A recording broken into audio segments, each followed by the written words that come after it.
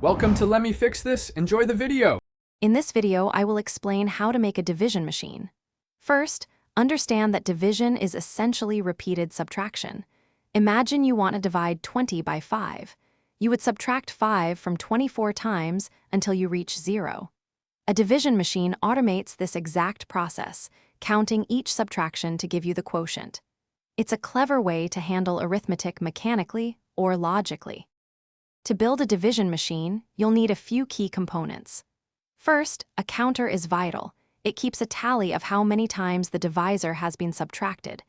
Next, you'll need input registers, which are places to store your initial numbers, the dividend, and the divisor.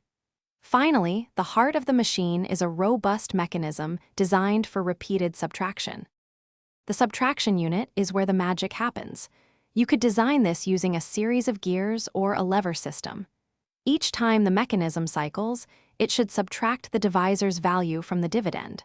For example, if your divisor is 5, each cycle reduces the dividend by 5 units. Precision in this step is crucial for accurate results. Once the machine has completed its operations, reading the results is straightforward. The counter will clearly display the total number of subtractions performed, which is your quotient. If any value remains in the dividend register, that is your remainder. The machine automatically halts when the dividend becomes smaller than the divisor, indicating the process is complete.